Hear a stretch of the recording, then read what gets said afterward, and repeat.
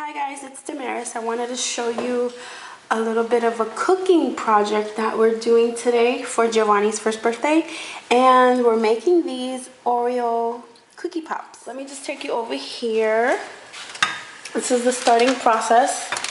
So what we have is a pot with some boiling water at the bottom, and it's halfway, it's not all the way to the top, just a little bit of boiling water. You want to get it not overly done, the chocolate, but just enough heat that it'll start melting it, and just keep stirring it so it won't burn. My husband Axel, he's my assistant today. Jeez, I'm doing it all. Yeah, you're doing it all. And so this is the process. What we do is first we melt the chocolate, and the chocolate we're using is the Wilton Candy Melt Light Cocoa. So what I do is I twist open the Oreo, make sure that there's an even layer of white here. If there isn't, you can just take a knife and spread it, take this spread off, put it there. Take your sticks, and the sticks I'm using are the Wilton 4-inch sticks. You could go a little longer or shorter. I don't recommend shorter, I recommend going longer. You dip the tip of the stick about an inch into the chocolate, and that's not the one we want to use. We want to use this one. So you just swirl it around, and you kind of make a little grave in there, if you want to call it that.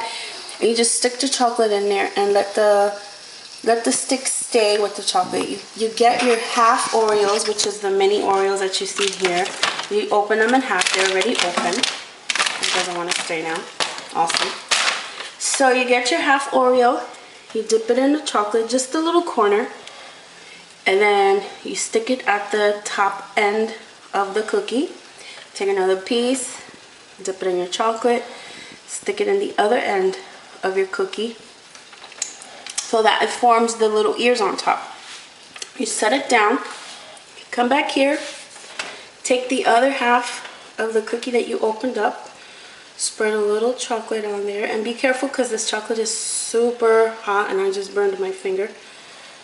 So for the sake of the camera, I'm not whining right now, but it's really hot. And just put it straight over the bottom cookie. You can adjust your ears at this point because the chocolate is still melted, and you could form it the way you like. You could stick them out more. Make sure you give it a good press so that there's no air pockets inside, and you want the cookie with the cream inside with the chocolate to all come together. You might want to take out a little bit of that, and then you just set it aside on your tray.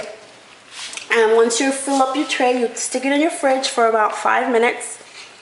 You bring it out for the next process, which is when you completely dip your whole thing in the chocolate, which we will get to in a minute. Here we have part 2 of the Mickey Cookie Pop process.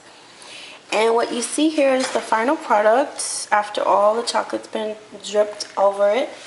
Let me bring you over to the stove where my husband is currently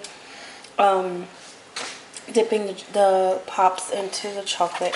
And what we did was we used the chocolate chips that come in the Wilton bag, and we added some of the Crisco shortening. So what do you say, for half a bag is how much of this? A teaspoon. So a tablespoon. Yes, booby. For the half a bag, it's a tablespoon of the shortening. Microwave it at 15-second intervals, and it comes out really rich, comes out really creamy, and easy to work with for your sweet projects. Hi guys, so this is the final batch of cookies. We're calling it Giovanni's Gourmet Pops. And I just wanted to show you what they look like. Look how cute they are. They're so cute.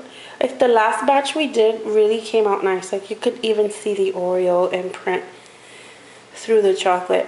It wasn't supposed to be that way, but that's how it happened. So there are a total of 65 pops, including what's there.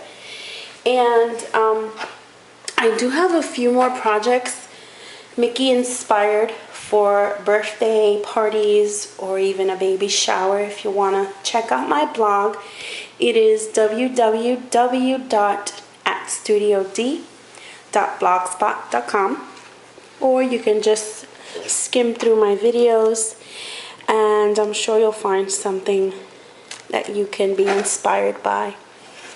So this is it. I hope you enjoyed this little mini tutorial, and I do welcome your comments, and if you have any questions, just leave them below.